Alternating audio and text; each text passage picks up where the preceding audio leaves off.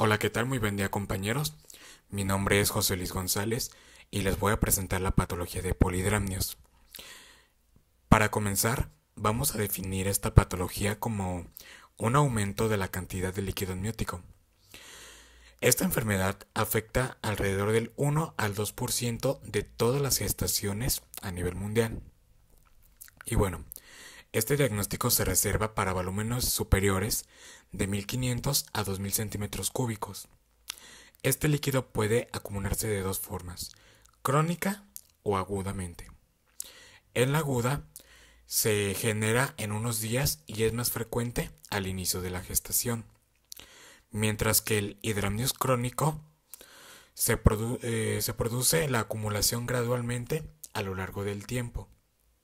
Y bueno, ya sea por una acumulación crónica u aguda, el polidramnio se asocia a riesgo de parto pretérmino, desprendimiento prematuro de la placenta y a la rotura prematura de membranas.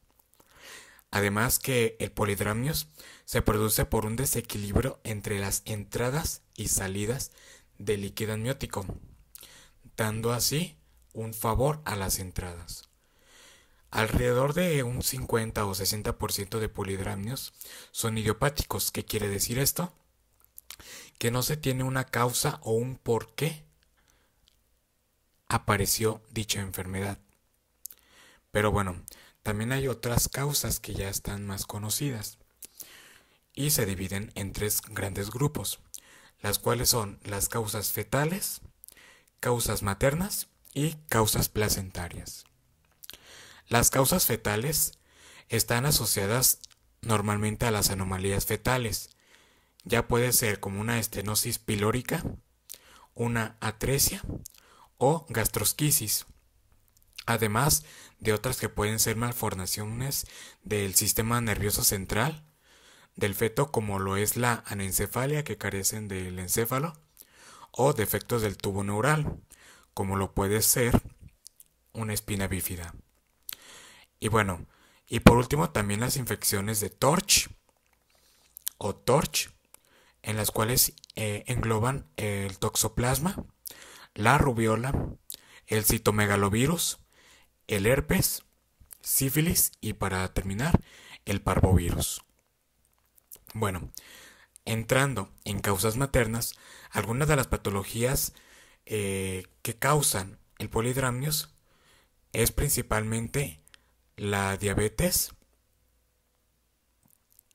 o cuando la mujer tiene sangre RH negativa, el factor RH negativo, y el bebé dentro de su vientre tiene el factor RH positivo.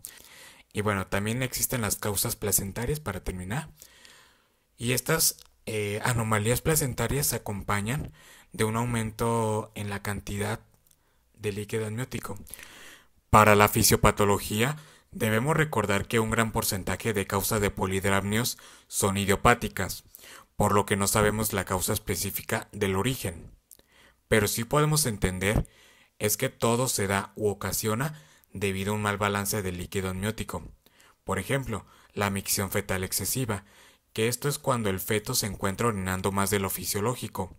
El balance entre la eliminación y ganancia de la micción hace que se acumule en mayor cantidad el líquido amniótico. Además, otra de las causas es el balance del líquido amniótico, por lo cual se puede que el feto transude mucho debido a un defecto ya sea del tubo neural, como lo es la espina bífida o anencefalia, o que el feto no degluta el líquido amniótico, ya sea por alguna obstrucción o alguna otra causa. Además, otros de los orígenes de la fisiopatología es el cambio de osmolaridad. Y es aquí donde la diabetes o la diabetes gestacional aparece, lo cual hace que debido a que la concentración y la gran cantidad de osmolaridad hace que capte más agua dentro de la bolsa amniótica ocasionando, como ya lo mencioné, un desequilibrio entre lo que entra hacia la bolsa amniótica, que va a captar más, y las salidas, que es la eliminación. No va a eliminar, si elimina normalmente entre 100 y 200 mililitros y capta 300, va a ser una mayor ganancia de la que va a expulsar, por lo que es una acumulación crónica. Y bueno, otra de las causas más frecuentes es la vinculación al síndrome de transfusión intergemelar, donde aquí participan las acuoporinas, donde hay una sola placenta, pero hay dos bolsas amnióticas. Esto, y como es un embarazo múltiple, hay uno donde donde el feto es un receptor y el otro es un donante. ¿De qué? De líquido amniótico. Por lo que uno puede presentar oligodramnios debido a que le está pasando el líquido amniótico que necesita o genera al otro feto, y en cual presenta polidramnios. Para continuar, tenemos los datos significativos, en los cuales está el aumento del tamaño uterino para la semana de gestación actual, además de la disnea, aumento del líquido amniótico, dificultad para oír los sonidos cardíacos fetales y palpar las partes fetales, además de la amenaza de aborto, y para finalizar, contracciones dolorosas pretérmino. Tenemos dos estudios auxiliares con los cuales podemos determinar la cantidad de líquido amniótico y el índice de líquido amniótico. Para comenzar, tenemos el índice de Chamberlain, en el cual mediante el ultrasonido se mide la columna vertical del líquido libre de las partes fetales y de cordón de manera vertical. Se considera normal de 2 a 6 centímetros con una tolerancia a 8 centímetros. Por otro lado, está el índice de líquido amniótico, o por su otro nombre, índice de Phelan. Este es el valor obtenido a partir de la suma de las máximas columnas verticales de líquido en cada uno de los 4 cuadrantes, en los cuales se divide, como aquí podemos ver en la imagen, el abdomen de la mujer se divide en 4 cuadrantes, siendo el ombligo el punto medio. Y entonces, mediante el ultrasonido, se va a hacer el estudio y vamos a determinar cuánto es el espacio que está libre de partes fetales, de la placenta o de cordón, para poder así determinar cuál es el índice de líquido amniótico. Cabe resaltar que ya sea en el índice de Chamberlain o en el índice de líquido amniótico, se va a tomar como referencia el espacio que existe entre el feto y la bolsa amniótica.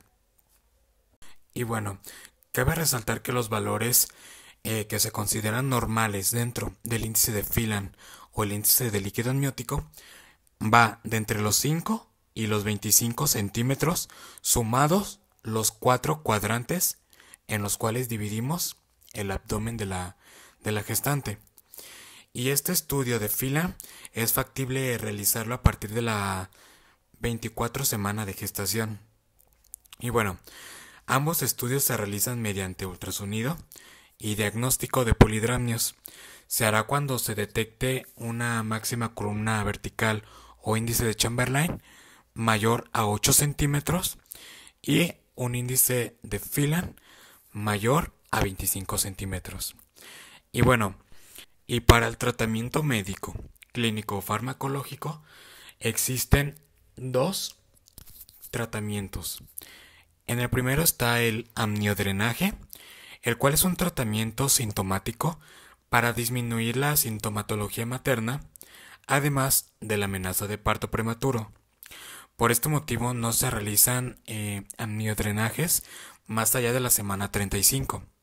Las recomendaciones sobre cuándo realizar el amniodrenaje son cuando la paciente tenga polidramnios moderado a severo, y una longitud cervical inferior a 15 milímetros o una dinámica uterina materna clínica. También se puede realizar cuando la paciente tiene discomfort, ya sea que tenga sensación de disnea o independientemente de la severidad del polidramnios, lo que la paciente refiera. Además de que este procedimiento pretende dejar una cantidad de líquido amniótico normal, restituyendo la presión de la cavidad amniótica, con esto con el fin de disminuir los síntomas. Además de que este procedimiento tiene la ventaja de que puede ser realizado las veces que sea necesario con una frecuencia determinada. Este es el pero. Tiene que haber una frecuencia determinada dependiendo de la reaparición de los síntomas. Y bueno, este también trae como beneficio una disminución de la presión intraamniótica y pues el riesgo de parto prematuro. Además de que mejora la perfusión úteroplacentaria, que demostrado mediante un Doppler puede haber un incremento promedio de un 74%. Y por otro lado tenemos el tratamiento farmacológico de inhibidores de las prostaglandinas. Estos fármacos inhibidores disminuyen el filtrado glomerular fetal. Esto secundariamente va a disminuir la cantidad de orina fetal, que favorece también a la reabsorción pulmonar y al paso del líquido amniótico a través de las membranas. Mediante estos tres mecanismos se produce una disminución de la cantidad de líquido amniótico. Pero por otro lado, también estos fármacos tienen importantes efectos secundarios fetales. El más importante de ellos es el cierre prematuro del ductus arterioso, de forma más importante a partir de la semana 32. Por lo que los inhibidores de prostaglandinas deben limitarse en cualquier caso y siempre como un tratamiento de segunda línea. Y bueno, el medicamento que se administra es la indometacina con una dosis de 50 miligramos cada 8 a 12 horas durante un periodo máximo de 5 a 7 días. Y bueno, en gestaciones mayor a 32 semanas no están indicados, salvo en situaciones excepcionales y valoradas de forma individual. Para los diagnósticos tenemos el primero, que es el exceso de volumen de líquidos con el código 0026, dominio 2 nutrición, clase 5 hidratación, relacionado con el balance inadecuado de líquidos y manifestado por el edema vulvar y edema periférico. El segundo diagnóstico es el riesgo de alteración de la diada materno-fetal con código 00209, dominio 8 sexualidad, clase 3 reproducción, relacionado con polidramnios. Y para finalizar los diagnósticos está el patrón respiratorio ineficaz con código 00032, dominio 4 actividad reposo, clase 4 respuestas cardiovasculares pulmonares, relacionado con la presión de vasos sanguíneos en cavidad abdominal y manifestado por la disnea. Continuando con los indicadores NOC, tenemos el primero, que es la disnea en reposo, otro es el edema con fovea, además de edema periférico, resultados de la ecografía fetal y por último hallazgos en el líquido amniótico. Las actividades NIC, la primera es instruir a la paciente sobre técnicas de autocuidado, como lo son los chequeos prenatales regulares y la normalización de la glucemia. El segundo es realizar pruebas para evaluar el estado fetal y la función de la placenta, llámese un perfil biofísico o pruebas ecográficas. El tercero es revisar el historial obstétrico para ver si hay factores de riesgo relacionados con embarazos anteriores, ya sea por un embarazo múltiple que tenga sensibilización al factor RH o antecedentes de trastornos genéticos.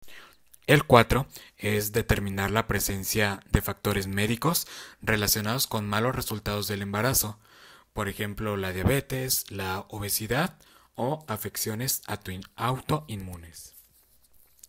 La quinta actividad es monitorizar el edema periférico. El 6, colocar a la paciente de forma que alivie la disnea. En esta, para una forma o una posición que le podemos colocar a la paciente, podría ser la posición de Rosier para aliviar un poco la sensación de disnea. Y por último, el séptimo actividad es colocar a la paciente de forma que minimicen los esfuerzos respiratorios. Y bueno, para finalizar, les dejo mis referencias bibliográficas para que puedan consultarlas. Y de igual forma, si tienen alguna duda sobre cualquier cosa, pueden dejármelo en los comentarios y yo se las estaré respondiendo. Muchas gracias por su atención. Espero que tengan un muy bonito día. Nos vemos.